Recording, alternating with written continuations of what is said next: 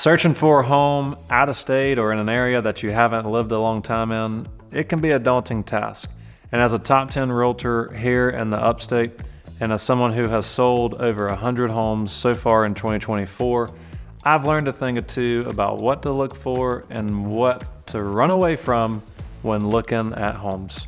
In other words, there's just some properties that you should not buy, and that's what we're going to talk about in this video. Let's do it. As always, my friends, my name is Sawyer, your friend in real estate here in the upstate of South Carolina, and it's our goal with this channel that we are your #1 resource for all the things that you need to know about the upstate of South Carolina. We are dedicated to providing you the most reliable, the most practical, and the most relevant information about the upstate that you'll find on the internet. And if you like this information, do me a favor, shoot me an email and give me a little synopsis about yourself and about your plans to relocate to our area. I would love to be the realtor that you choose to work with. Let's do it. So first up on the list are homes that back up to major highway corridors. The saying goes in real estate, location, location, location, and that's a big ol' X when we're talking about location if your property is backing up to a major corridor. I can't tell you how many times I've shown a house or how many conversations I've had with buyers before showing a house that they didn't realize that the property was on a major road, and we get there to the house, or I tell them that it's on a major road over the phone, and they're like, nope, not interested. People don't understand how prevalent and how consistent road noise is when they live next to a road. And if you're not the type of person that wants to hear road noise all day long, don't buy a house on a major corridor. And it's not just my opinion. These homes do not sell for as much as other homes in the neighborhood. They take longer to sell, and constant feedback that I get on my listings that are on these roads or from working with buyers who are looking at these properties is that I didn't realize that there was going to be so much road noise when walking the property, so I'm not interested. And if you're thinking, well, Will, I don't care, this is going to be my last house, the road noise really isn't that bad, well, think again. You don't know what life's going to bring you. Your plan might be for it to be your last house, but it may not. So if you have to turn around and sell that house, that's what buyers in the future are going to be thinking, and it's going to be a huge deterrent for those folks in the future.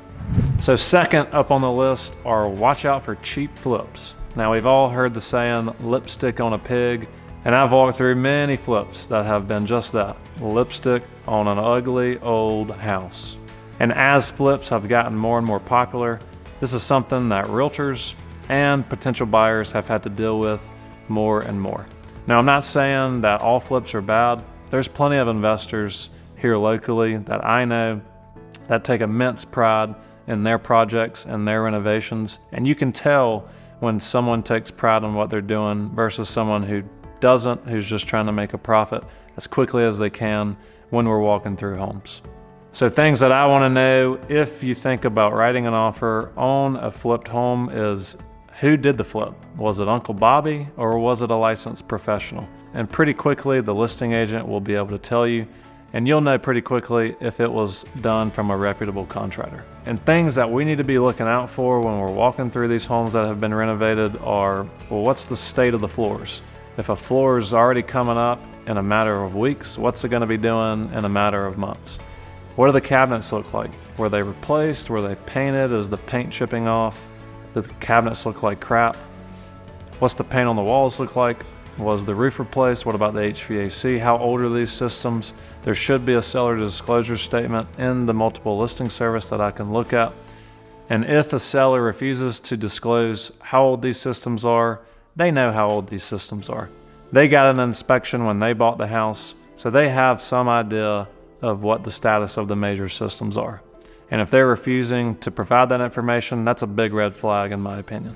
So like I said before, not all these flips are going to be bad. There's a lot of people who do a really good job when renovating homes, but I would just say prepare yourself for a long inspection report. Many of these homes are older homes, and with that come code problems, come other issues that just occur over the lifespan of a home sitting there. So I'm not deterring you from buying a flip by any means. but there's just some check boxes that we're gonna make sure are checked before we write an offer and before you make that purchase. And next up on the list are homes with severe foundation issues. Now, every homeowner knows that the largest expense that you can face as a homeowner from a repair perspective is gonna be a foundation repair. And I have had buyers write offers on homes and get an inspection report on a property that has had significant structural issues. Fortunately, the seller was able to hire a structural repair company, have them come out and put together a clear and concise plan to remediate that issue, so everybody was happy. However, it is not something that you want to take on yourself when buying a house if the seller does not fix that issue. And I'm talking about severe structural issues. A lot of times I walk through houses with buyers and they'll see a crack in the drywall or a slight crack in the slab foundation. Well, the cracks in the foundation are called pressure cracks. They're on every slab home inspection report that I have a buyer get. They're not really a concern, and an inspector will tell you the same thing. Same thing with drywall cracks, unless there are multiple corresponding drywall cracks, and then we walk outside and see a corresponding foundation crack. Usually those are along tape seams, so it's just the drywall tape coming loose and creating a crack. As long as you can't fit your pinky finger through one of these drywall cracks or in the foundation crack, most of the time these foundation cracks are not going to be an issue. However, I would always advise to get a licensed contractor or a structural engineer to come out and give their opinion if it is a concern. And next up on the list are homes with a lot of big ticket items that show up on the inspection report. And we're talking about multiple leaks, roof leaks, an HVAC that doesn't work, a water heater that doesn't work, high levels of radon, termite activity, high wood moisture content in the crawl space. The list really can go on and on. We're obviously observing the house when we walk through it. I always pose the question to the listing agent, hey, what's your seller's opinion on making repairs? And I'll pretty much be able to gauge if the seller's willing to do repairs or if they're not. Now, once you walk through a house, you got a pretty good idea of if you're going to be expecting a roof replacement or an HVAC replacement in the next 5 or 10 years, and the inspection report will confirm that. However, not every house is bad. Not all these homes are going to give tall tale signs of large issues when we walk through them. These inspection reports will often reveal these issues, and we'll obviously submit a repair request. But the more items we put on the repair request, the more we're stacking the odds against us to get closed on that house and get that seller to make those repairs with licensed contractors. So my point in saying this is the more big issues that show up on the report, and I'm talking significant issues that affect the integrity of the home, the bigger hill we got to climb with the seller to get that to the closing table. And it can just create a very big headache for the buyer and the seller. And I've oftentimes seen those types of homes not close and ultimately not sell. And last but not least, solar. For the love of God, just don't buy a house with solar panels on it, especially if the solar panels are leased. Now, these solar companies pitch that they save you all this money, and over the length of 20 or 30 years, sure, they might save you some money. So it might be worth putting solar panels on in that case, but people don't live in homes that long. Most people live in homes 7 to 10 years, and if you're putting solar panels on your home and you're leasing those solar panels from that company every month to offset your energy costs, I really just don't think it's a smart idea to do that.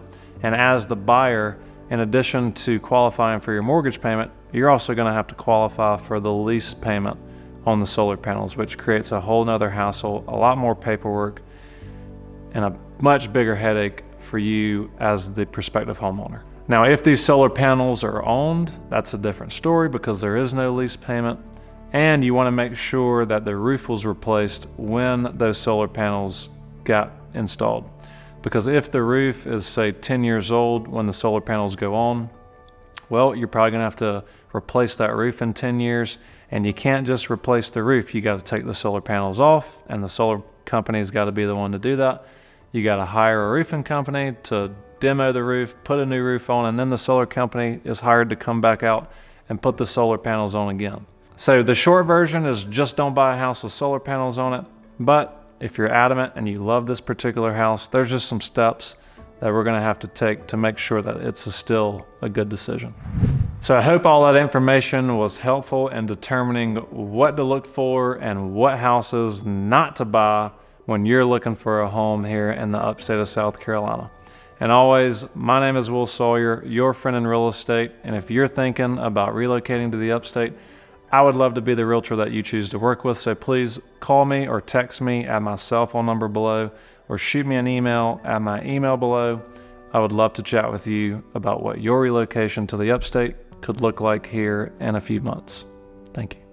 Well, this video is going to be a about Greenville County, the upstate of South Carolina. Great thing to do and easily in the evening. I'm a local real estate expert here in the area.